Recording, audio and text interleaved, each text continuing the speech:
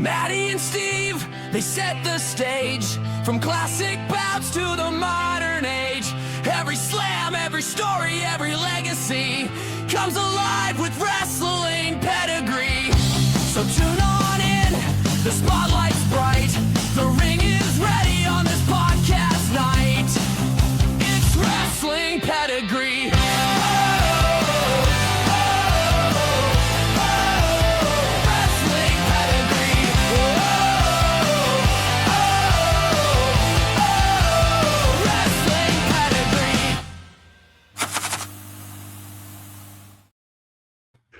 Welcome, ladies and gentlemen, to a brand new special episode of Wrestling Pedigree Podcast. I'm your host, Matty, and with me today is my longtime friend, as I call him, Mr. AEW.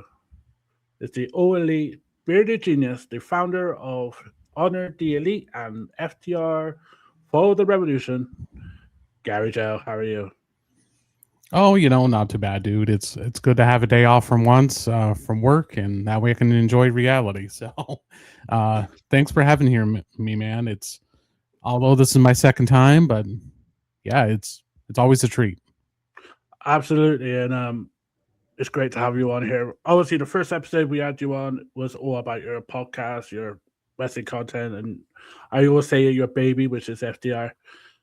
But today's episode, we're going why you created this, and that is AEW.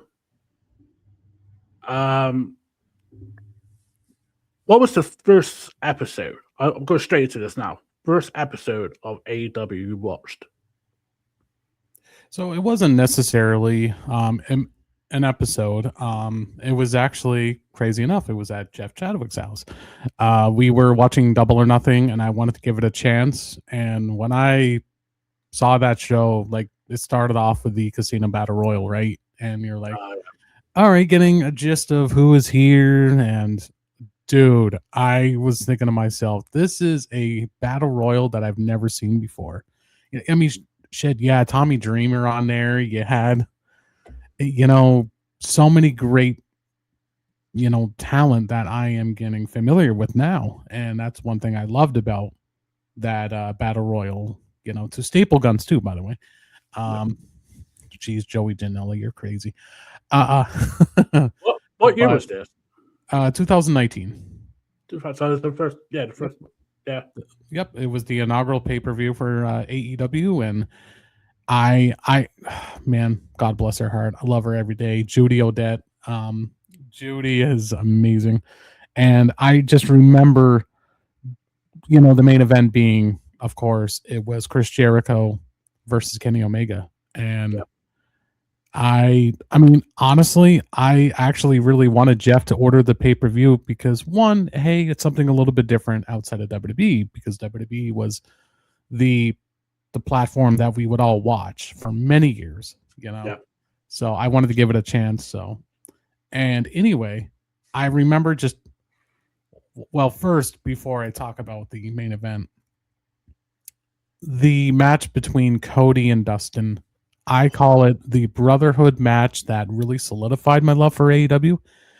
Family is everything to me, so I'm very close with my brother James. And then, Adam's pretty nice too, but just when I saw that, I was like, wow, you got emotional, and I've never seen that before in wrestling. And I was like, wow. So obviously going into the main event now, I'm thinking, okay, come on. Like, I'm glad all this is happening, but it's got to happen. This is why you're here, Judy. Dean Ambrose at the time, he's going to debut. I know it. She's like, oh, I hope so. I hope so. Yeah, rest is history for me. But yeah, Double or Nothing.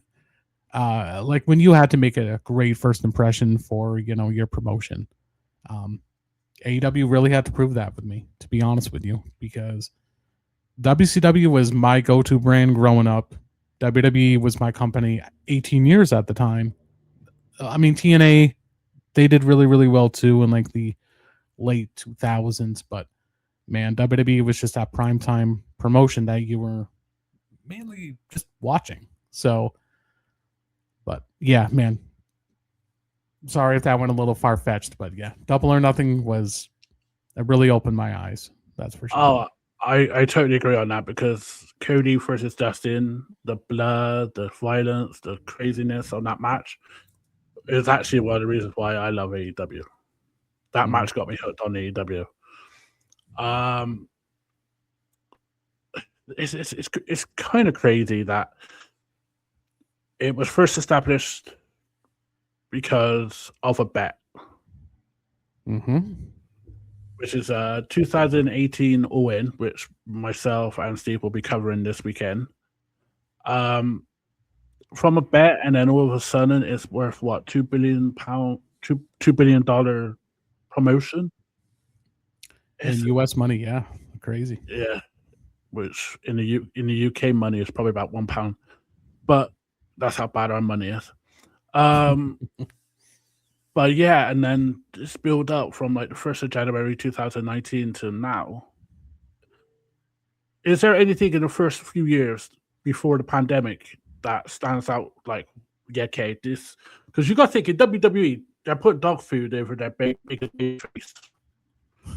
So this for 2019 going into the pandemic on AEW, they were the best wrestling, weren't they? They had the best commentators. They had Justin Roberts, who for me is one of the best at doing announcing, I feel, don't you? Oh man, like I remember, after Double or Nothing, they were doing their other special there, Fight for the Fallen. I just remember seeing that too, and I was like, man, I want this company to have weekly television.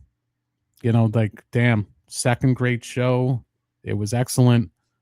And it's just when you saw them launch Dynamite on October 2019, and again, just like pay-per-views, you're going to make a good impression. And I mean, everything on that card was fantastic in 2019. It's hard to believe, you had Cody Rhodes versus Sammy Guevara open up the show to Sammy Guevara turning heel with the Inner Circle, which is probably one of the best factions ever in AEW history. So to answer your question, Maddie, 2019, I mean, granted, Dynamite was only going, into the fall of 2019. It really, really was like, okay, this is going to be fun, So, and that's one thing that I will still say to this day with AEW, that when people bitch about it is because it's different. And AEW never told a lie when it comes to their weekly television. So, I mean, you're seeing matches in the 2019 that, what the hell is that? Like, dumb. Like, it sounds dumb a little bit, and you're watching it. What is a Stadium Stampede match? It was one of the best matches in AEW history. Oh, yeah. Different. Yeah. Like you said, the Battle Royal for Double Nothing, that was different. Very different. So one thing I loved about the 2019 AEW is they took chances and they literally exceed expectations. I think every show at Dynamite was a banger because you never know who would turn up. AEW was very unpredictable early on, for sure. You don't know because am I right in saying that Tony Khan is basically got him as an independent contractor? So what's that? Can they get as Tony Khan got him on an independent contractor? So basically, AEW guys can go to independent wrestling, like we had this month, like I saw Leah Rush this weekend. So with Tony Khan allowing them to go out to the indies, you don't know which indie guys are going to come to AEW, like Matt Cardona in the early stages. Oh yeah, like that's a perfect segue, Matt. When it comes to one of my most underrated shows that really stood out in the pandemic, and that was Dark, and Dark Elevation. When you are seeing talent that you feel like, well, it's going to be a squash match, it's going to be done within 4 minutes, but you're like, wow, that's really freaking cool, man. And I think that's why a lot of people love signing with AEW, because they love that freedom that they can go to that promotion, this promotion, and it's not promoting AEW, it's promoting and putting a stamp on their career. Yeah. So, yeah, I think that's one thing that's great about Tony. During that pandemic, you mentioned the pandemic era. What was your take on them? Like WWE, what give praise to WWE is they did pretty well with the Thunderdome and produced like cinema matches. Mhm. AEW did really well with Daily's Palace. Is it Daily's Place? Yes, Daily's Place. Yep. Daily's Place. I thought that was so awesome how they had it like that with the crowd, the many of the wrestlers in the crowd, and Matt Hardy debuting and against Brody Lee. It was brilliant, wasn't it? You know, you can. Yeah, you are correct, man. You know, you have to make the best of the pandemic. You know, you have to keep going forward. Unfortunately, we're not there. We're just rooting at home. But man, AEW killed the freaking pandemic. I mean, again, I was just talking about the Stadium Stampede match. Like, that would not come into fruition if it wasn't because of the Stadium Stampede match.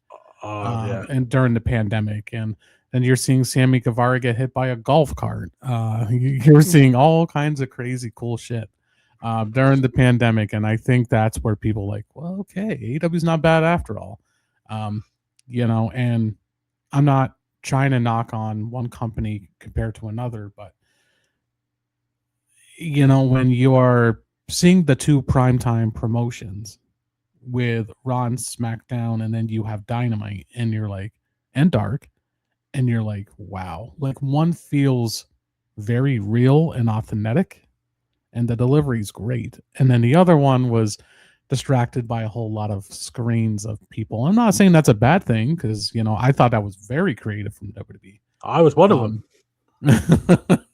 Oh gosh, remember the what was it, the Chris Benoit one? That was crazy. Oh yeah. So, and I was like, so I was kind of getting distracted with that. So that's why I'm glad that AEW became very, again, they're different.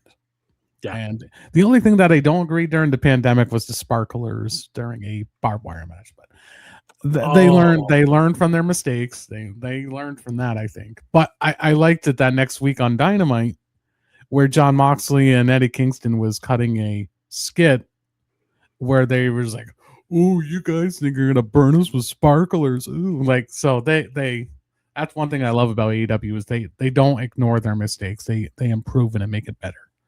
So absolutely. One thing I love about the AEW back in that day was they should, like in the UK, we don't see as much indie wrestling in America, because this, I think, trailer didn't start until 2021, 22 in the UK. So seeing the likes of Eddie Kingston yeah, on AEW, I fell in love with that man, and just this, to see him live at ON in a Stadium Stampede match was so freaking cool. So freaking cool. And I remember, because at Wembley there's a massive walk path you have to take to get to the hotel they stay in. So I'm walking down and there's Eddie Kingston just casually just walking up, and I'm like, oh god, like literally intimidated by the man that I couldn't even say hey.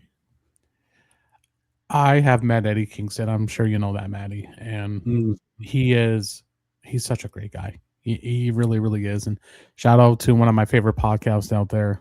Love them very much, which is Majestic Marie and Laura with Peaches and Power Bombs. So Majestic Marie, like, she was battling with some health issues, and Eddie Kingston gave her an uplifting quote, and she's a big fan of Eddie Kingston more than any wrestler because of that. And Eddie's real as it gets, man. And I remember when he debuted too. I'm going to be honest with you. I was like, I don't remember you. But I remember him cutting that promo on Cody. I was like, wow, I'm a fan. I'm a huge fan of this guy. I totally forgot he was in LAX. So yeah, he was in the TNA. Yeah. Dennis, with me, which I love about AEW, is expanding my wrestling knowledge and wrestling eyes. So instead of going just AEW or TNA and WWE, I'm now looking at GCW. I'm looking at JCW and um, over here now TNT Extreme Wrestling and Progress even more. There's so much now that I think AEW has helped the indies, in my opinion. Don't you think? Very much so.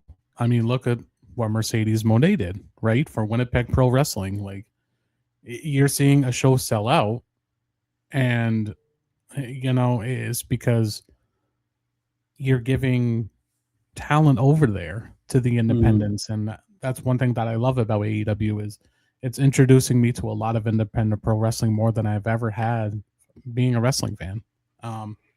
So when you see something like a Brody Lee Jr., hey, why are you facing Joey Janela on GCW? Like that was really freaking cool. But then you have, you know, one of your prominent pieces to this company wanting to do something on the indies, and what I like to call Stat Baby. Her and MJF is going to be on Creator Pro, I think, tomorrow. So, you know, it's giving that, you know, indie company like, whoa, hey, Chris Statlander and MJF is going to be there. Whoa, we really want to go to this. And it's like MJF doing Limitless Pro Wrestling up in Maine, you know, with Jordan Oliver and the other guy. So, and you're like, thank you. So you're like, wow, MJF. So that's why when people make fun of crowd size and like, do you think it really matters to these great wrestlers that actually want to get back to the indies? So, man, I love indie wrestling right now. Oh, absolutely. I think with I made a point of this when it was the collective at WrestleMania week and Slamfest and all the others, literally called indies winning it that week. It's more than WrestleMania, and unfortunately, I said more than Darby winning the title.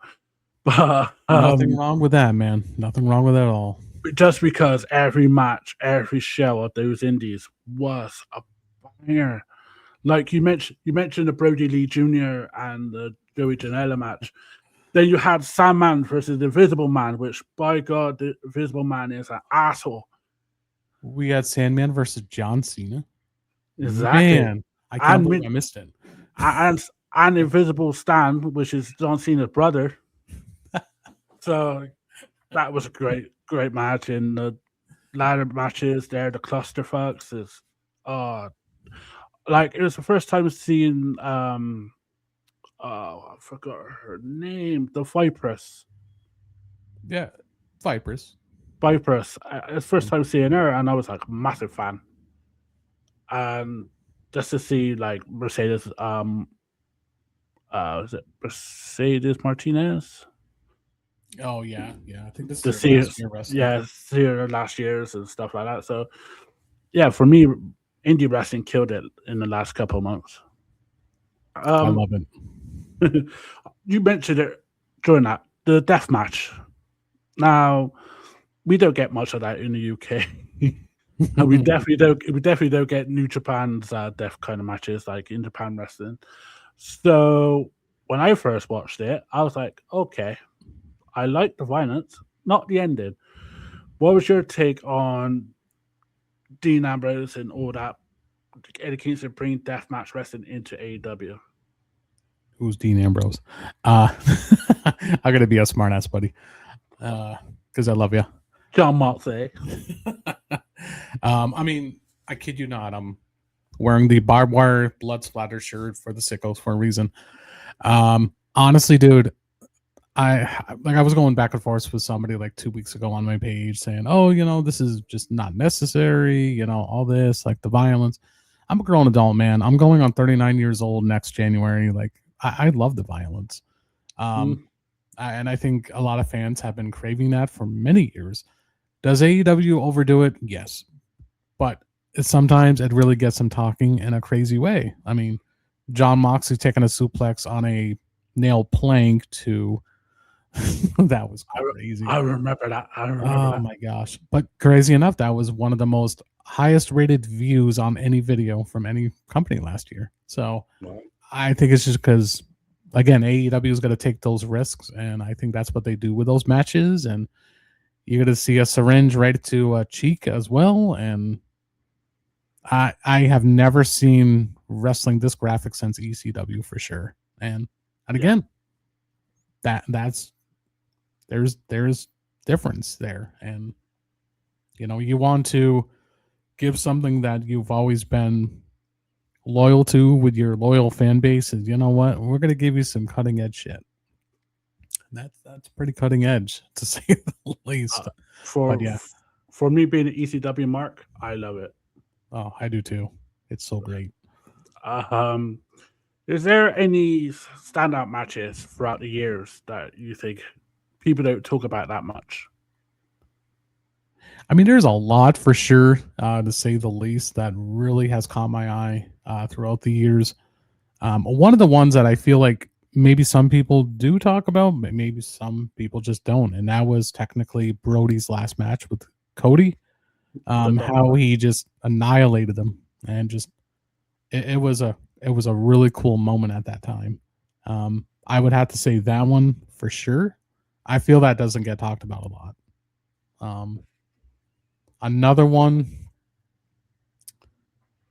man, I might sound, no, I was gonna say sounding biased. It's not really biased, but another one that I really loved was Britt Baker versus Thunder Rosa, for the St. Patrick's Day Slammer. Like that was incredible. I just feel that doesn't get talked about enough either. I think it's because AEW delivers so many good matches. For sure, that one. Another one that I liked, and this never gets talked about: Chris Jericho versus Action Andretti from Winter is Coming, where Jericho put over Action Andretti. Like, wow, that was a very good match. It was almost 15 minutes. I remember that one. Those are the ones that do stand out the most that people will never talk about. Maybe Brody's match, but again, not that much. I know Nick Jackson versus Ray Phoenix at Dynamite 2019, and Rio versus Serena Deeb in a Double or Nothing buy-in in 2021. There are the kind of matches that people don't realize. Those are actually some good choices. To get onto some other ones, is there any other like moments that people don't talk about then? So we talk about matches. Is there moments that people can like remember? I mean, there's been many moments. Or underrated. Very underrated moments. I mean, I'm thinking of like promos. That's something that really stands out to me. I mean, I posted something a few days ago that gave me a lot of flack from people that just does not follow my page. But like the Eddie Kingston and CM Punk promo, like Eddie Kingston on the Thanksgiving Eve episode, just like, wow, that feels so real. But in real life, they're actually good friends. But maybe that. Another underrated moment. Gosh, there's just been so many. Jericho putting the cone on his head. That was fun. That was funny. That was funny. Yeah, it's hard to answer this one. I like it though, man. The Jericho Orange, is it Orange Cassidy one? The Mayhem Mimosa match? Yeah, that's the one for me. Okay. That was a fun match. That was fun. I think there's so many members like Orange Cassidy being in toilets. Yeah. Oh gosh, that was hilarious. He just standing there, not saying anything. That was brilliant. I loved it. Yeah, that was a fun one. Yeah, but it's just those underrated moments. I think people don't talk about that much. I mean, is it the Hardy compound match where one of the private party made that Oh, moan? yeah, I remember that. That was a very interesting match. Oh, Maddie, you just made me think of one. The first ever parking lot brawl. That was a fun Yes. freaking match. That was fun, and I don't think that gets talked about a That lot. was fun. That was fun. So, again, pandemic era, man. I remember. I think there's the parking lot where Sue just comes out, middle fingers everyone. Yep, and giving them cookies. Yeah. That was great. That was Brilliant. Before I wrap up this episode,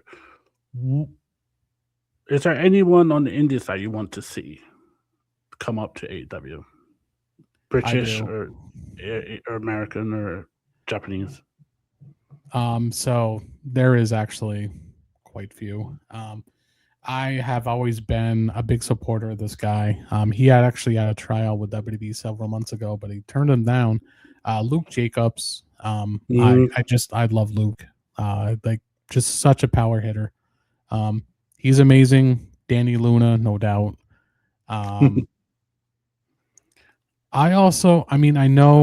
She's not technically exclusively signed to WWE, but oh man, I would love Erica Demia. Oh yeah, I have been such a supporter of her for over 2 years now. Love her.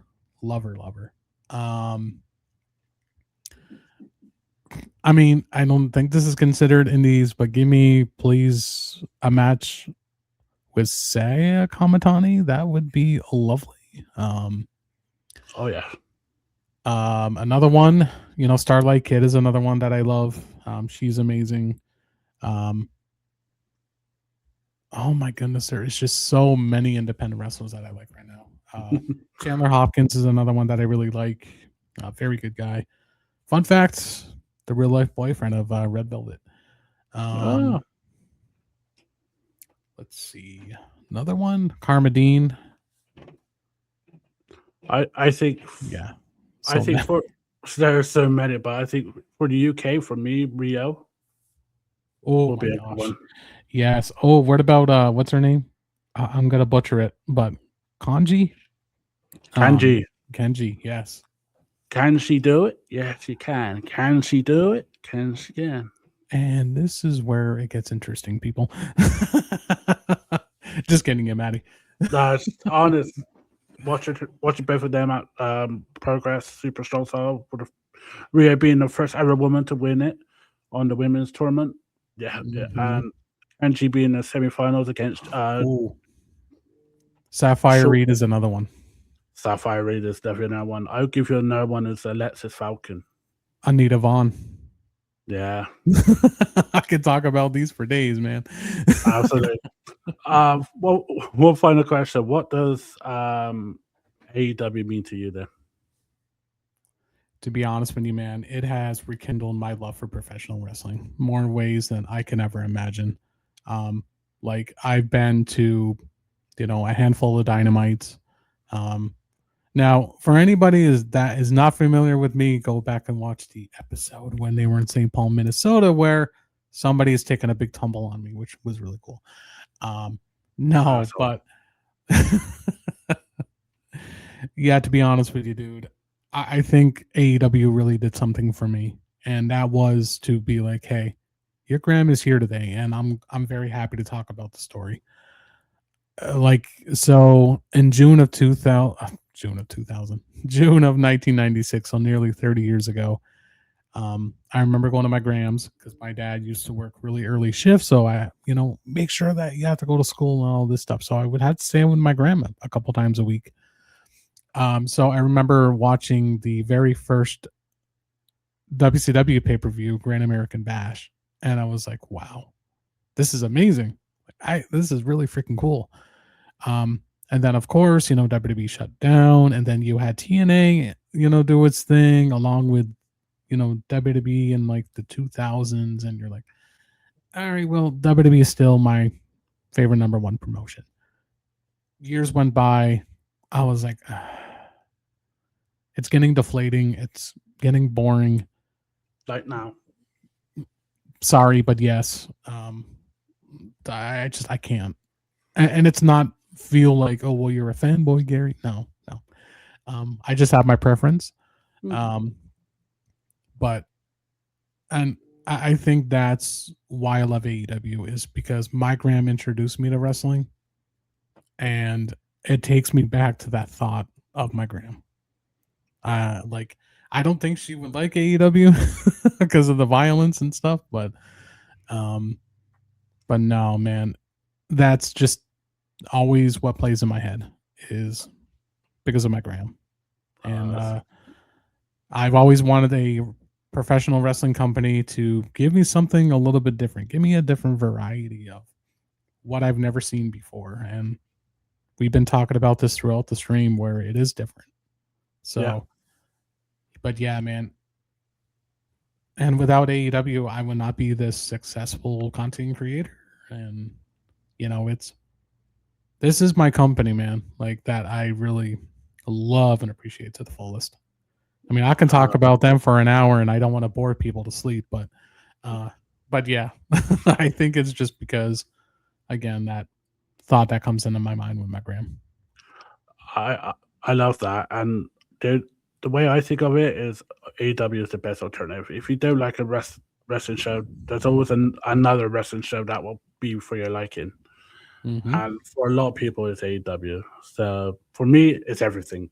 So every wrestling promotion I like at the moment. So I'm a huge mark. I mean, there's one wrestling promotion that I've been really liking a lot, actually. And again, it's local to me. It's MAW, Midwest American Wrestling. I can't remember his last name, but his name is Aaron. I don't know if he's in Jeff's predictions or not. Is Jeff still doing predictions? Yes. Yeah. Season 8 is available soon. I can't remember his last name, but he's local to me, actually. Ford? Yes. Thank you. He's always like he's one of the biggest Dodgers fans that I know out there. Oh God, yeah. So that Aaron. Yeah, and that's unfortunate for him. So yeah, when it comes to MAW, it's really cool to see what they're doing. So yeah, that's my favorite indie promotion at the moment. Well, for me, you can't beat Progress, but that's just me. Progress here, sir. Progress Wrestling. When it's in like WrestleMania week over there, by God, you need to watch it.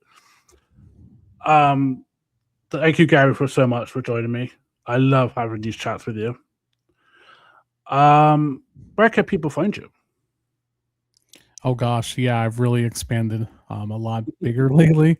Of course, you guys can find me on Facebook. Just type in FTR Follow the Revolution. You can also find me on Instagram, same name. You can find me exclusively lately that I've been publishing a lot on TikTok lately as Honor the Elite. You can find me on there. You can find me on YouTube. You can follow me where people hate me because people hate when I'm talking positive about AEW, except Maddie. No. I just give hell to everyone. So it's like. Another thing is I would like to promote these amazing freaking girls that I love and appreciate, Jill and Jules Wild. Yeah, so if you guys want to follow the Pretty Wild fan page on Facebook, if you want to get familiar with two chicks just rocking it out, there you go. But yeah, that's where you guys can mostly follow me. Got a lot of content coming up here soon. And I'm doing something very special for the month of May, and that is the mental health awareness. Yep. Yeah, so you guys can follow me all over there. As you can tell when you mentioned mental awareness, if you see our logo in the right-hand corner or left-hand corner. I do. That's for mental health awareness, where I think me and you are one big advocates for it anyway. 100%. 100%. So, on that delightful from myself and Gary, please enjoy professional wrestling and don't be a dick. Thank you, guys. Oh, go on. Go on Nope. before I go. Go on. Go on. See, silence. But how do you know?